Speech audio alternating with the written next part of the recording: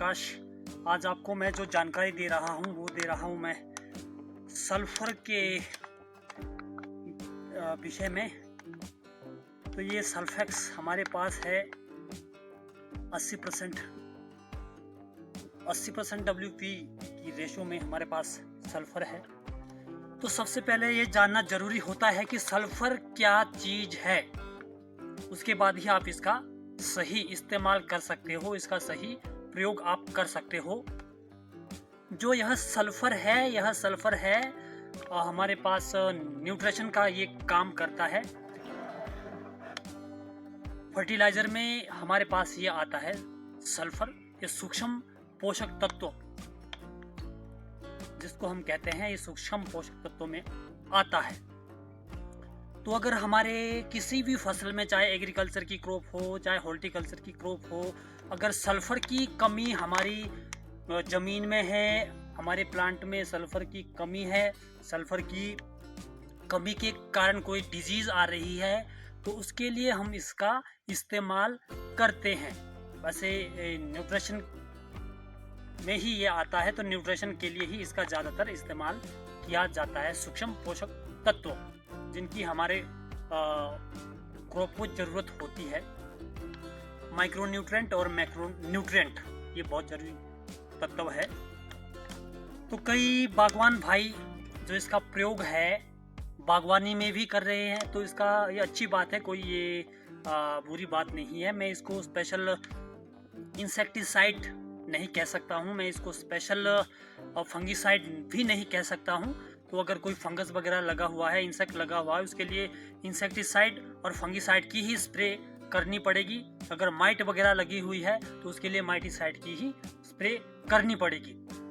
तो ये बात आपने हमेशा ध्यान में रखनी है।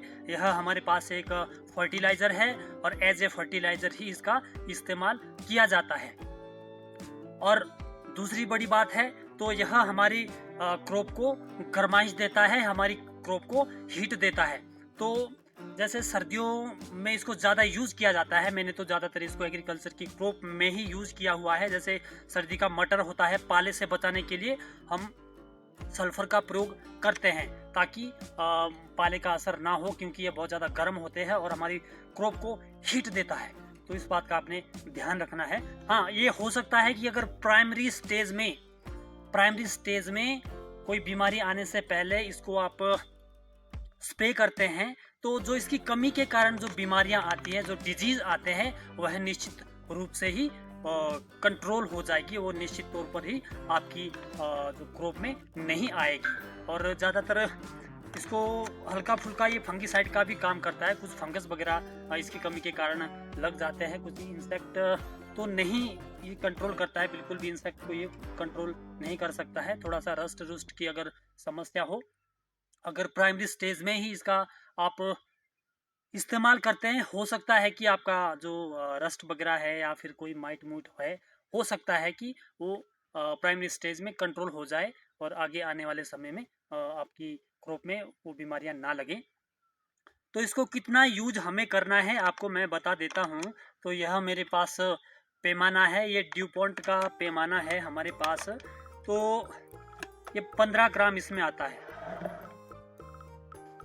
तो मैं ये छोटी सी बकेट मेरे पास है, तो इसमें डालता हूँ, ये पाउडर फॉर्म में है। और एक बात और मैं बता देता हूँ, अगर आपकी ज़मीन में सल्फर की कमी है तो आप दानेदार फॉर्म में आती है, ये पाउडर फॉर्म में है, तो दानेदार फॉर्म में सल्फर आती है, मार्केट में अवेलेबल है। तो आप अपनी सॉइल में वो दानेदार जो सल्फर आती है उसको ज़रूर मिक्स करें। आप इसके भरोसे ना रहें, क्योंकि जो अगर ज़्यादा कमी है सल्फर की तो सॉइल में मिक्सअप करने से ही आपको ज़्यादा बेनिफिट सल्फर का मिलेगा। तो चलिए इसका हम यूज़ करते हैं। तो मैं जो इसका इस्तेमाल कर रहा हूँ सल्फर की कमी को पूरा करने के लिए ही कर रहा हूँ, ज़्यादा सल्फर की कमी नहीं है। तो प्राइमरी स्टेज पे ही मैं इसका इस्तेमाल कर रहा हूँ।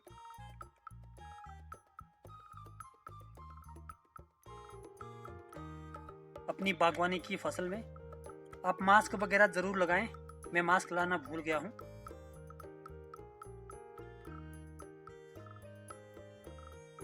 तो ये 15 ग्राम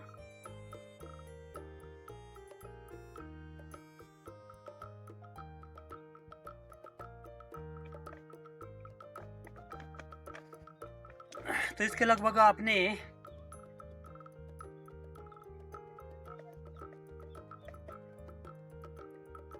ऐसे 45 ग्राम ही ये डलेगा, लेकिन आपने 50 ग्राम डालना है। 50 ग्राम से ज़्यादा नहीं डालना है, जो पिट्ठू पंप हमारा होता है।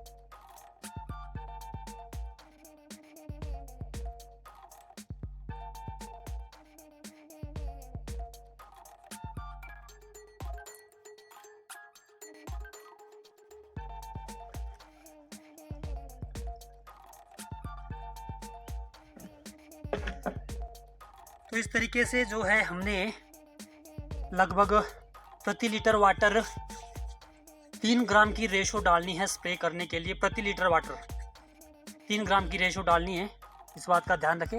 और आप थोड़ा सा अगर हो सके तो हल्का सा ज़्यादा भी यूज़ कर सकते हैं। तो ये मैंने अब जो पंप है अच्छे से